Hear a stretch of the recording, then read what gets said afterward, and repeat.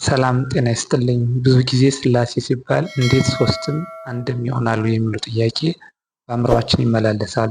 ዛሬ ይህንን ጥልቅና ረቂቅ የሆነ ምስጢረ ሥላሴን ትምህርት በቀላል ምሳሌዎች በመጻፍ ቅዱሳዊ ማስረጃዎች እንመለከታለን። እስከ መጨረሻው አብራችን ቆዩ። በመጀመሪያ ሥላሴ በሦስት ነገሮች ይለያያሉ። እነሱም በስም በአካልና በግብር ናቸው። አብ አባት ነው፣ ወልድን ወለደ፣ መንፈስ ቅዱስን አሰረጸ። ወልድ ልጅ ነው፣ ከአብ ተወለደ። መንፈስ ቅዱስ ደግሞ ከአብ ወጣ፣ ሰረጸ። ምንም እንኳን አካላቸውና ስማቸው ሦስት ቢሆንም አንዱ ከአንዱ አይበልጥም፣ አንዱም ከአንዱ አያንሱም።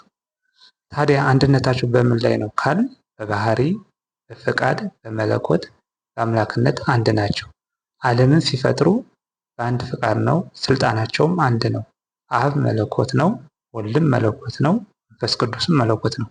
ነገር ግን ሦስት አማልክት ሳይሆን አንድ አምላክ እንላለን።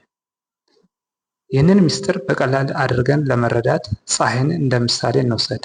ፀሐይ አንድ ናት፣ ነገር ግን በውስጧ ሦስት ነገሮች አሏት። ክቧ የአብ ምሳሌ ነው። ብርሃኗ ከክቡ የሚወጣው የወልድ ምሳሌ ነው። ሙቀቷ ደግሞ ከመካከላቸው የሚሰማውን የመንፈስ ቅዱስ ምሳሌ ነው።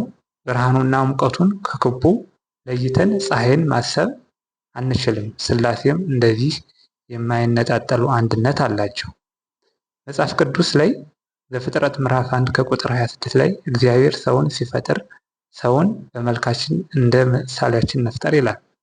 እንፍጠር የሚለው ቃል ሦስትነታቸውን፣ በመልካችን የሚለው ደግሞ አንድነታቸውን ያሳያል።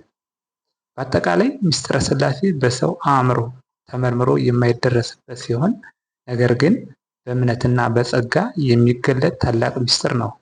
ይህ ቪዲዮ ጠቃሚ ሆኖ ካገኛችሁት ለሌሎች እንዲደርስ ላይክ እና ሸር ማድረጋችሁን እንዳትረሱ። በቀጣይ ሌላ መንፈሳዊ ርዕስ እስክንገናኝ ቸር ሰንብቱ። አሜን።